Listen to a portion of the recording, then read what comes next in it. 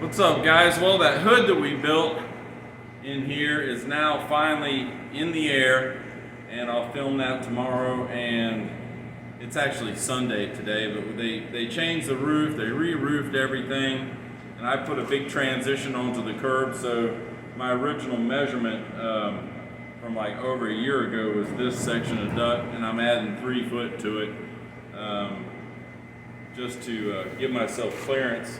Because once it's through the curb and I got a square pan over there, it gets welded to the top. And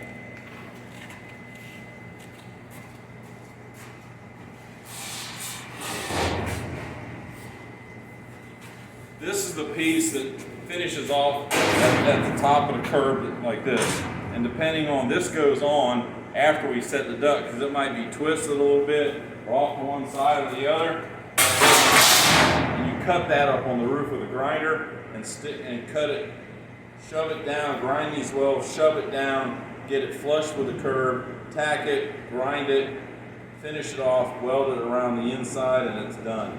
But I'm just adding this 3 foot section, and gives me plenty of room to lift it on. I'm gonna drill some holes in this so I can rig it to the crane. And hopefully he's got enough boom to boom it all the way over to the curb, and I can drop it right down the hole. They re-roofed this building and put looks like a pool liner, white pool liner. If you cut that, you know, they're not gonna be real happy about it. But this is a little bit of my portable MIG welder, which is a 110 miller. It works okay.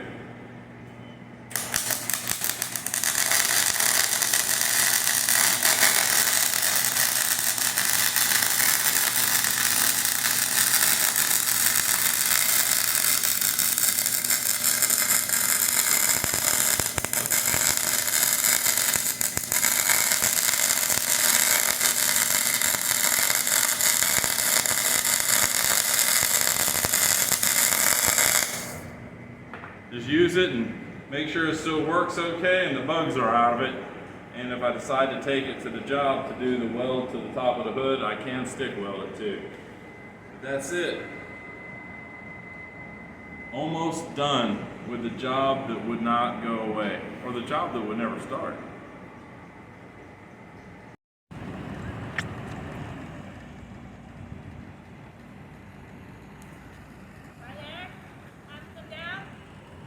Tell him to do the cable down a little bit.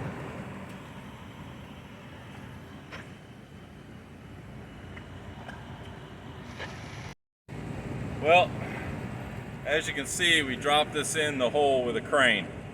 Thumbs up for that, because I just getting too old to muscle this ductwork down a hole. But I drill these, I make it long to be able to cut it off to fit, and I drill these holes in it, put shackles in it, hook the crane to it, and just lowered it right down the hole. Your next step is to this weld, get rid of some of this nasty weld right here, so when you lay out how this is going to fit, like so, in the curb, you can transfer those measurements to the top cap that fills in this space, and when you go to slide it over, you're not caught up on this nasty chunky stuff.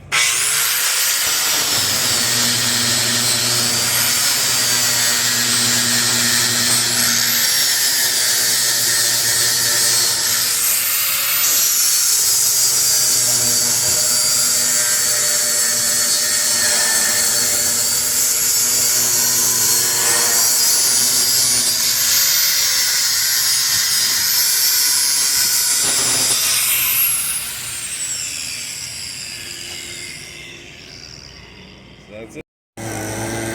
Alright guys, so you transferred the dimensions where the duct is coming through the curb onto your pan.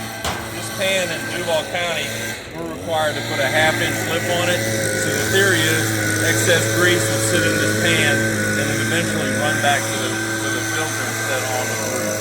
Goes down the duct, through the filter rack, into the grease tray, cut retention is thrown away from them. You transfer the dimensions, you cut it out with a grinder, and then you fit it to that. I'll show you the next step.